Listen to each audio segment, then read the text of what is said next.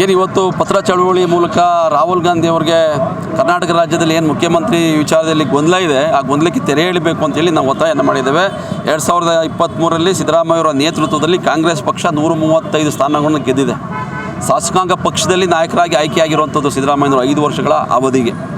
ಇಲ್ಲಿ ಏನು ಮಾಡ್ತಾಯಿದ್ದಾರೆ, ಕೆಲವರು ಗೊಂದಲ ಸೃಷ್ಟಿ ಮಾಡ್ತಾಯಿದ್ದಾರೆ. BJP, JDS ಮತ್ತು ನಮ್ಮದೇ ಕಾಂಗ್ರೆಸ್ ಪಕ್ಷದ ಕೆಲವು ಮುಖಂಡರುಗಳು ಮುಖ್ಯಮಂತ್ರಿ ಹುದ್ದೆ ವಿಚಾರದಲ್ಲಿ ಗೊಂದಲ ಸೃಷ್ಟಿ ಮಾಡ್ತಾರೆ. ಈ ಗೊಂದಲದಿಂದ ಏನಾಗ್ತದೆ, ಶೋಷಿತ ಸಮುದಾಯಗಳ ಮಹಾನ್ ನಾಯಕರು ಸಿದ್ದರಾಮಯ್ಯನವರು. ಆ ಶೋಷಿತ ಸಮುದಾಯಗಳಿಗೆ ಘಾಸಿ ಆಗ್ತದೆ, ಡ್ಯಾಮೇಜ್ ಆಗ್ತದೆ. ಅದು ಕಾಂಗ್ರೆಸ್ ವೋಟ್ ಬ್ಯಾಂಕ್ಗೆ ಡ್ಯಾಮೇಜ್ ಮಾಡ್ತದೆ. ಆ ಕಾರಣಕ್ಕಾಗಿ ಈ ಡ್ಯಾಮೇಜ್ ಕಂಟ್ರೋಲ್ ಮಾಡಲಿಕ್ಕೆ ಈ ಕೂಡಲೇ ಹೈಕಮಾಂಡ್ ಮಧ್ಯಪ್ರವೇಶ ಮಾಡಬೇಕು. ಸಿದ್ದರಾಮಯ್ಯನವರೇ 5 ವರ್ಷದ ಅವಧಿಗೆ ಮುಖ್ಯಮಂತ್ರಿ ಅಂತೇಳಿ ಘೋಷಣೆ ಮಾಡಬೇಕು ರಾಹುಲ್ ಗಾಂಧೀಜಿಯವರು ಮತ್ತು ಮಲ್ಲಿಕಾರ್ಜುನ ಖರ್ಗೆ ಅವರು.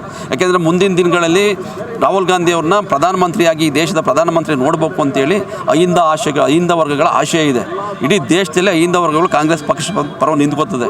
ಆ ಕಾರಣಕ್ಕಾಗಿ ಇಲ್ಲಿ ಕೂಡ ಸಿದ್ದರಾಮಯ್ಯನವ್ರನ್ನ ಬದಲಾವಣೆ ಮಾಡಿದ್ರೆ ಅದು ಡ್ಯಾಮೇಜ್ ಆಗ್ತದೆ. ಸೊ ಆ ಕಾರಣಕ್ಕಾಗಿ ಸಿದ್ದರಾಮಯ್ಯನವರು ಇಲ್ಲೇ 5 ವರ್ಷಗಳ ಕಾಲ ಮುಖ್ಯಮಂತ್ರಿ ಆಗಿರಬೇಕು ಅಂತೇಳಿ ನಾವು ಒತ್ತಾಯನ ಮಾಡೋದ್ರ ಮೂಲಕ.